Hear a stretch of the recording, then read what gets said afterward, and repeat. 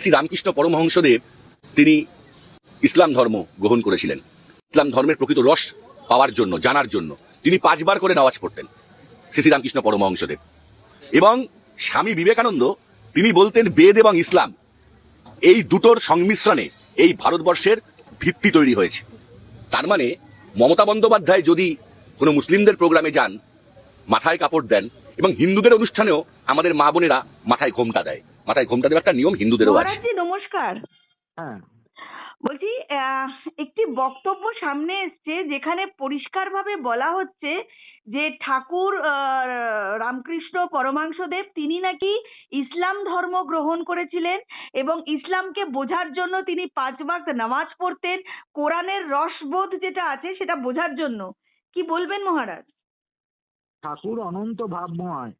তিনি বাইবেলকেও শ্রদ্ধা করেছেন, কোরআনকেও শ্রদ্ধা করেছেন, সনাতন ধর্মকেও শ্রদ্ধা করেছেন।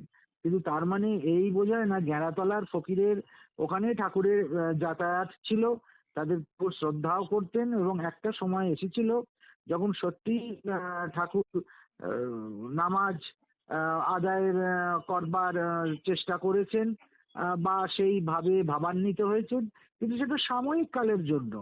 প্রত্যেক ধর্মই যে সত্য সেইটাকে প্রমাণ করার জন্য। তার মানে এই নয় শ্রীরামকৃষ্ণ মুসলমান হয়ে গেছেন বা মুসলমান ধর্মই একমাত্র ধর্ম পৃথিবীর। এটা বুঝতে হবে। ঠাকুর অনন্ত ভাবময়, যত মত তত পথ।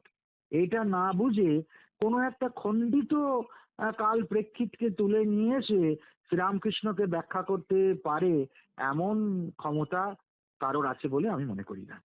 কিন্তু বিষয়টা হচ্ছে সেখানে নির্দিষ্টভাবে বলা হচ্ছে যে তিনি ওই ধর্মটাকে গ্রহণ করেছিলেন, মানে কোন ধর্মকে বোঝার জন্য সেটা অনুশীলন না করা না, বা সেটা। গ্রহণ ঠাকুর করেননি।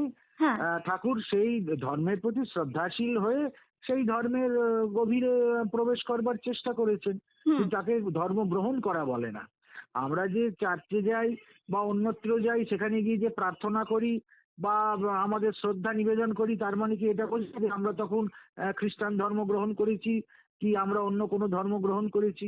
আমরা তো বৌদ্ধ স্তূপগুলো, মন্দিরগুলোতেও যাই, সেখানে ভগবান বুদ্ধকেও আমরা শ্রদ্ধা অর্পণ করি। তার মানে কি এই বোঝায় যে আমরা হিন্দু ধর্মগুরুরা তখন সবাই সব বৌদ্ধ হয়ে গেছি? এগুলো একটা কুযুক্তি। তার মানে এই ধরনের যে যুক্তি যারা আনছে সামনে ঠাকুরকে নিয়ে, এটা পুরোটাই একটা ফেক। হ্যাঁ, একদমই তাই। এবং মানে তাহলে কি মহারাজ শুধু ঠাকুরকে রাজনৈতিক কিছু গিমিকের জন্য এই ধরনের বক্তব্য? একদম একদম সম্পূর্ণ ধর্ম, রাজনীতি সমস্ত কিছুকে মিলিয়ে ঝুলিয়ে দিয়ে একটা কিম্ভূত কিমাকার পরিস্থিতির সৃষ্টি করা, এবং রেফারেন্সে শ্রীরামকৃষ্ণ পরমহংসের নাম থাকলে হয়তো রাজনৈতিক কিছু ফায়দা হয়, সেই ফায়দাটা লুটতে চাইছে। এবং ঠাকুরকে এটা বুঝবে বারংবার এমন কি ক্ষমতা কার আছে? হিন্দু ধর্ম বা হিন্দুদের ওপরেই এই ধরনের কথাবার্তা, হিন্দু দেবদেবীদের ওপর এই ধরনের আচরণ করা যায় বারবার? হ্যাঁ, সেটাই তো এখন একটা ট্রেন্ড হয়ে গেছে। যেহেতু আমরা প্রতিবাদ করি না, সেই জন্য এটা একটা ট্রেন্ডে দাঁড়িয়ে গেছে। অসংখ্য ধন্যবাদ মহারাজ, নমস্কার।